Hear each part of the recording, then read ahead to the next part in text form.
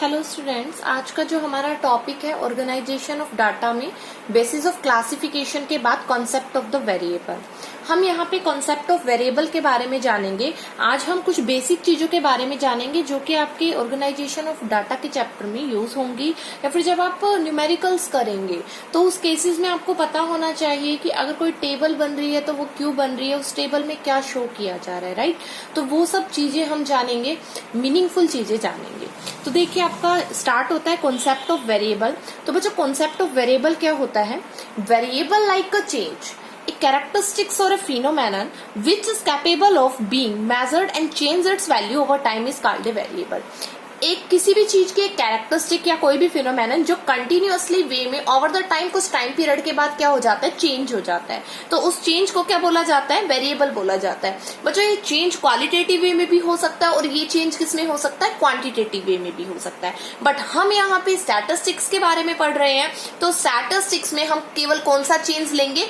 Quantitative variable का हम change यहाँ पे लेंगे। तो वो हमारा कौन सा कॉन्सेप्ट हो जाएगा?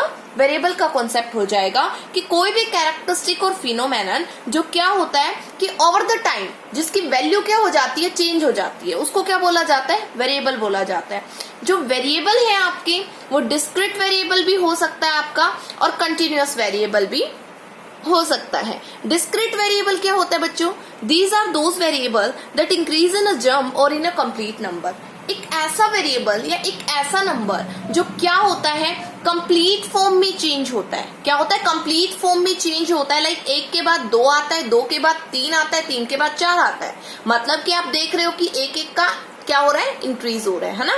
या फिर जंप्स में, जंप्स इन द सेंस कि कंप्लीट फॉर्म में वो जंप हो, ठीक है। तो वो होता है आपका discrete variable. Discrete variable is that variable which can be jump which increase in a jumps order, ठीक है। और जो किसमें इंक्रीज होता है? कंप्लीट नंबर में होता है। एग्जाम्पल के थ्रू आएगा, जैसे number of students in a class, कि नंबर ऑफ स्टूडेंट्स एक क्लास में कितने हैं, राइट। नंबर ऑफ स्टूडेंट्स जो हैं वो एक क्लास में कितने हैं आपके, ठीक है। तो इससे क्या पता चलेगा कि वो डिस्क्रीट वेरिएबल है, ठीक है। तो नंबर ऑफ स्टूडेंट लाइक कि आपकी क्लास में 1, 2 है, 3 है, 10 है, 11 है, 15 है, कितने बच्चे हैं, ठीक है। तो वो क्या हो जाएगा आपका? Discrete variable. डिस्क्रीट जो वेरिएबल होता है बच्चों वो कभी भी रेंज फॉर्म में नहीं होता।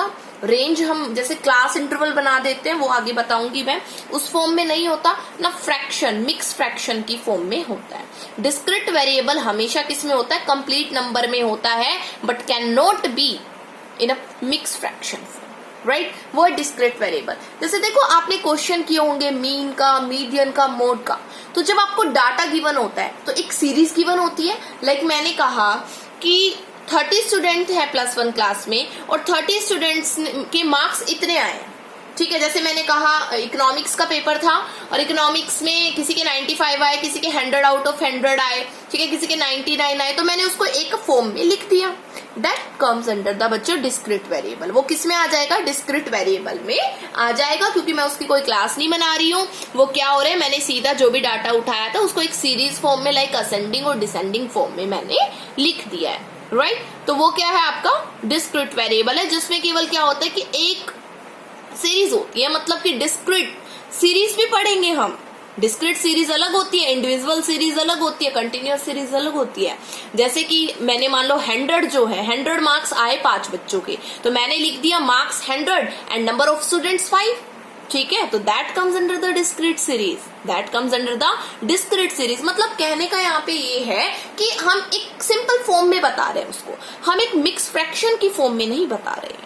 तो वो डिस्क्रीट वेरिएबल है जो सिंपली नंबर के वे में जंप करता है, ठीक है, और चेंज होता है। फिर आता है कंटिन्यूअस वेरिएबल। तो बच्चों continuous variable that assume a range of value or increase not in a jumps but continuously or in a fraction are called the continuous variable। ऐसा वेरिएबल जो क्या तो रेंज शो करता है, रेंज की form show करता है, क्या उसका जो चेंजमेंट है वो फ्रैक्शन की फॉर्म में होता है। तो वो कौन सा वेरिएबल होता है? Continuous variable. लाइक मैंने कहा कि मान लीजिए 50 से 60 मार्क्स, मतलब 50 से 60 नंबर के बीच में जो मार्क्स आए हैं वो 10 बच्चों के आए हैं।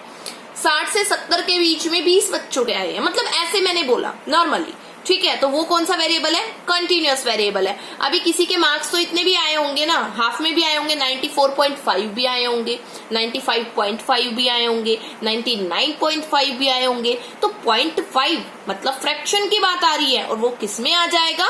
कंटिन्यूअस वेरिएबल में आ जाएगा। क्यों आ जाएगा?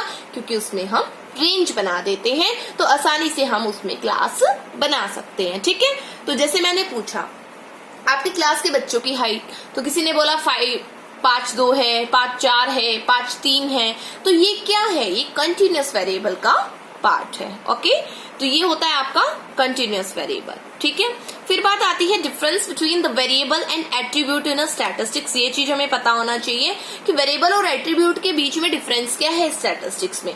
देखो, attribute tell us about the characteristics and variable also tell us about the characteristics. दोनों ही हमें कैरेक्टरिस्टिक्स और फिनोमेनन के बारे में बताते हैं, बट स्टैटिस्टिक्स में कैसे समझ में आएगा कि ये एट्रीब्यूट बता रहे वेरिएबल कैसे? तो देखिए, only that change of an object is taken as a variable which can be numerically expressed like height, weight, etc. केवल ऐसा चेंज, किसी भी ऑब्जेक्ट, किसी भी चीज का ऐसा चेंज जो हम क्या लेते हैं, जिसको हम न्यूमेरिकली एक्सप्रेस कर सकते हैं, नंबर की फॉर्म में एक्सप्रेस्ड कर सकते हैं। लाइक किसी की हाइट है या फिर किसी का वेट है, ठीक है, आप नंबर की फॉर्म में एक्सप्रेस कर सकते हो ना उसके, या फिर बच्चों के मार्क्स हैं, ठीक है, तो आप नंबर की फॉर्म में कर सकते हो, तो उसको क्या बोला जाता है? स्टैटिस्टिक्स में वेरिएबल बोला जाता है। ठीक है, क्या बोला जाता है? वेरिएबल बोला जाता है, जो नंबर की फॉर्म में आप किसी को भी ऑब्जेक्ट को एक्सप्रेस कर रहे हो, प्रेजेंट कर रहे हो। ठीक है, एट्रीब्यूट क्या होता है? तो वेरिएबल जो होता है वो क्वांटिटेटिव, क्योंकि स्टैटिस्टिक्स में हम केवल वो चीज लेते हैं जो हम नंबर के टर्म में रिप्रेजेंट कर सके, राइट। और इसीलिए इसमें क्या होता है कि ऐसा वेरिएबल, ऐसा ऑब्जेक्ट जिसके कैरेक्टरिस्टिक और फिनोमेनन को आप नंबर की फॉर्म में रिप्रेजेंट कर रहे हो, वो आपका भी वेरिएबल कहलाएगा स्टैटिस्टिक की फॉर्म में, राइट। बट एट्रीब्यूट क्या होगा? जब एक change change in IQ level of the student, मतलब कि मैंने आपकी क्लास के बच्चों का IQ लेवल जाना, ठीक है। अब IQ लेवल के बेसिस पे जैसे मार्क्स आते हैं ना आपके, तो हम कहते हैं फर्स्ट पोजीशन पे है, सेकंड पोजीशन पे, थर्ड पोजीशन पे है, तो भाई आउटस्टैंडिंग लेवल में आ गया, एक्सीलेंट लेवल में आ गया, ये वेरी गुड, ये गुड लेवल में, ऐसे हम कैटेगराइजेशन करते हैं, राइट। तो वो क्या बता रहा है बच्चों? वो क्वालिटी बता रहा है। वो क्या बता रहा है? वो क्वालिटी बता रहा है, ठीक है। उसको क्या बोला जाता है? एट्रीब्यूट बोला जाता है। उसको क्या बोला जाता है? एट्रीब्यूट बोला जाता है। ए change in the IQ level of the student of class 11th is called a attribute. Like हम क्या कहते हैं कि स्टूडेंट्स के IQ लेवल में क्या हुआ? चेंज हुआ क्लास 11th के बच्चों में, तो उस चेंज को हम एट्रीब्यूट का नाम देंगे, ठीक है। उस चेंज को एट्रीब्यूट का नाम देंगे। कहोगे क्यों? क्योंकि IQ level tell us about the quality of a student. IQ level quality बता रहा है, ठीक है। लाइक आगे आप पढ़ोगे, कोरिलेशन चैप्टर पढ़ोगे, उसमें हम स्पियर्समैन रैंक कोरिलेशन मेथड पढ़ेंगे, है ना। रैंक तो वो क्वालिटी के बारे में बताता है। तो क्वालिटेटिव चेंज, लाइक हम रैंक दे देते हैं, first position, second position, third position, तो वो क्वालिटी बेसिस पे होती है।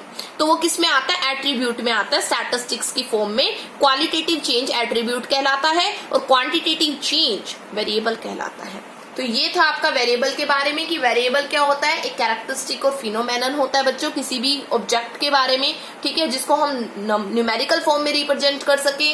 दो प्रकार से होता है, डिस्क्रीट होता है, कंटिन्यूअस होता है।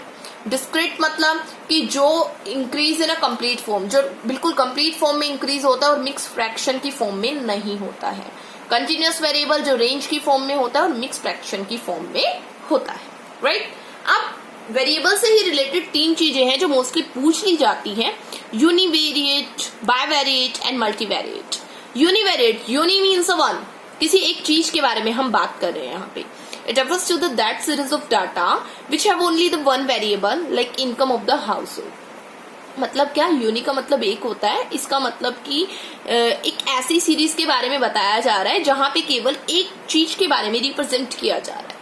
एक वेरिएबल मतलब किसी एक ऑब्जेक्ट के बारे में रिप्रेजेंट किया जा रहा है। लाइक मैंने किसी भी क्षेत्र के हाउस होल्ड सेक्टर की इनकम को जानना चाहा, तो यहाँ पे income is only a one variable, केवल इनकम के बारे में बात हो रही है। तो जहाँ पे किसी एक वेरिएबल के बारे में बात हो रही हो, किसी एक टाइप की इंफॉर्मेशन के बारे में बात हो रही हो, अगर मैं सिंपल लैंग्वेज में कहूँ कि अगर किसी एक टाइप की इंफॉर्मेशन के बारे में बात हो रही है, मतलब कि वन वेरिएबल के बारे में बात हो रही है, और उसको क्या बोला जाता है? यूनिवेरिएट वेरिएबल बोला जाता है। यूनिवेरिएट एनालिसिस भी बोला जाता है। बाइवेरिएट क्या होता है? Bivariate data, bi means the two, दो चीजों के बारे में बात हो जहां पे it refers to a series of statical data with two variable like data on income as well as expenditure of the household. मतलब कि हम हाउस होल्ड सेक्टर के इनकम और एक्सपेंडिचर, इनकम तो अगर मैं केवल इनकम के बारे में बात कर रही थी तो मैं किसके बारे में कर रही थी, यूनिवेरिएट के बारे में, लेकिन मैंने किसके बारे में बात की, एक्सपेंडिचर के बारे में भी बात की, तो मैं किसके बारे में बात कर रही हूँ, बायवेरिएट डाटा के बारे में बात कर रही हूँ, राइट। तो वो किस फॉर्म में आ जाएगा, बायवेरिएट फॉर्म में आ जाएगा। जब हम क्या करते हैं, हम दो वेरिएबल्स के बारे में बात करते हैं तो वो बायवेरिएट एनालिसिस ऑफ डाटा होता है जहां पे हम दो चीजों के बारे में बात करते हैं, राइट। तो यहाँ पे हम क्या कर रहे हैं, दो वेरिएबल्स, टू वेरिएबल्स के बारे में बात कर रहे हैं। फिर बात आती है बच्चों multivariates. Multi means many, more than two, multi means many, more than two. It refers to a series of statistical data with many variables.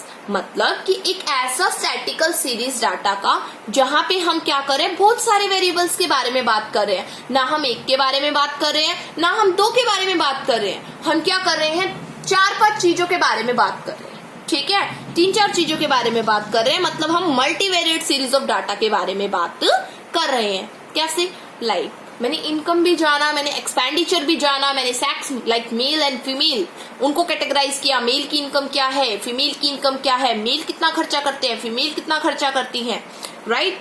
ये सब मैंने जानना चाहा, मेल की एज क्या है, फीमेल की एज क्या है, ऑक्यूपेशन लेवल क्या है दोनों का।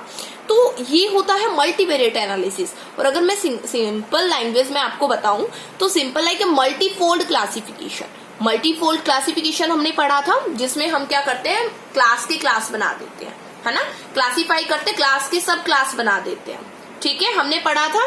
जैसे देखिए मैनीफोल्ड क्लासिफिकेशन हमने पढ़ा था, इसमें स्किल्ड और अनस्किल्ड कर दिया था। तो स्किल्ड मतलब लिटरेट, इलिटरेट, फिर लिटरेट रूरल में कितना है, अर्बन में कितना है, तो हम क्लास पे क्लास बना रहे थे। तो ऐसे ही होता है आपका multivariate analysis of the data, जहां पे 2 से ज्यादा वेरिएबल्स के बारे में बात होती है, ठीक है। तो ये मल्टीफोल्ड क्लासिफिकेशन की कैटेगराइजेशन में आ जाता है। I hope now it's be clear. उसके बाद बात आती है रो डाटा।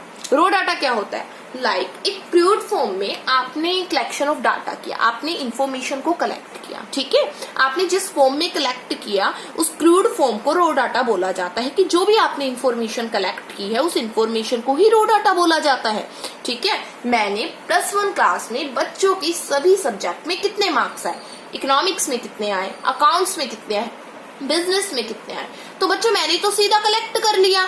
तो वो डाटा क्या है, रो डाटा है। मतलब मैंने अभी कोई क्लास नहीं बनाया, मैंने अभी उसको कंटिन्यूअस वेरिएबल में भी कन्वर्ट नहीं किया, मैंने कोई सीरीज नहीं बनाई, सीधा बस इंफॉर्मेशन को कलेक्ट किया, ठीक है। जैसे रोल नंबर 1 के इतने आए, रोल नंबर 2 के इतने आए, रोल नंबर 3 के इतने मार्क्स आए, ऐसे सिंपल डाटा को कलेक्ट कर लिया। मैंने उसका कोई कैटेगराइजेशन नहीं किया, ना कोई क्लास बनाया, ना कोई सीरीज बनाया। एज इट इज डाटा जो है एज इट इज रखा है, होमोजीनियस है, हेटेरोजीनियस है, सारा मिक्सअप है, वो होता है रो डाटा। इंफॉर्मेशन को कलेक्ट करना क्रूड फॉर्म में है ना, ठीक है, तो वो क्या है आपका रो डाटा है। सीरीज, जब आप रो डाटा को किस में कन्वर्ट कर देते हो, सीरीज में कन्वर्ट कर देते हो।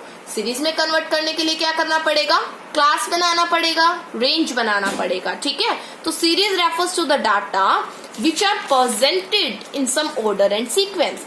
जब आप डाटा को क्या करते हो, किसी ऑर्डर या सीक्वेंस में रिप्रेजेंट करते हो, या उसको असेंडिंग डिसेंडिंग ऑर्डर में फॉर्म करते हो, उसके डिफरेंट क्लास बनाते हो। तो आपने क्लास बना दिया, उसके बाद आपने उसको रिप्रेजेंट कर दिया, तो वो किस फॉर्म में हो जाएगा बच्चों, सीरीज की फॉर्म में हो जाएगा। किस फॉर्म में हो जाएगा, सीरीज की फॉर्म में हो जाएगा। लाइक मैंने रेंज बना दी कि भाई 95 से 100 के बीच में 5 बच्चों के नंबर है, 90 से 95 के बीच में कितने बच्चों के नंबर है, 10 बच्चों के नंबर है, तो मैंने एक सीरीज बना दी, ठीक है। तो वो क्या है, सीरीज। सीरीज के बारे में कल हम और भी अच्छे से पढ़ेंगे कि सीरीज में क्या क्या होता है, like individual series, discrete series, frequency distribution, सब पढ़ेंगे हम कल। A series is used as a statically may be defined as the things or attributes of the things arranged according to some logical order। मतलब कि जब आप कोई data को कलेक्ट करते हो और उसके बाद आप उसको क्या करते हो, क्लास बनाते हो और उस क्लास वे में आप उसको रिप्रेजेंट करते हो, आप उसको अरेंज करते हो according to a logical order, या फिर आप उसको असेंडिंग डिसेंडिंग में भी अरेंज कर रहे हो, तो आप एक प्रॉपर वे में उसको क्लासीफाई कर रहे हो, तो वो होता है सीरीज। उसको क्या बोला जाता है? सीरीज बोला जाता है। तो ये थी आपकी कुछ बेसिक चीजें जो आपको पता होनी चाहिए। आपके वो पीडीएफ मिल जाएगी, अपने नोट्स कंप्लीट करो। बहुत से बच्चे हैं जो वीडियो को नहीं देख रहे हो, तो वीडियो को देखो। इस वीडियो को आप देख रहे हो, उसके बेसिस पे ही आपकी कितनी परसेंट है उसका देखा जाएगा कि आपकी कितनी परसेंट है। अगर वीडियो देखोगे इट मीन्स आप प्रेजेंट हो, अगर आप वीडियो नहीं देख रहे हो इट मीन्स आप अब्सेंट हो, like in a class, right. तो पीडीएफ जो है आपकी, उस पीडीएफ को देखिए। पीडीएफ को देखने के बाद नोट्स बनाइए, उसके अपने जो भी नोट्स हैं आपकी नोटबुक, उसमें नोट्स बनाइए। समझ में नहीं आता है तो आप क्वेरी कभी भी कर सकते हो, अपने डाउट्स पूछ सकते हो आप, राइट। और इस वीडियो को अच्छे से देखिए और वीडियो को सेव करके रखिए। Thank you.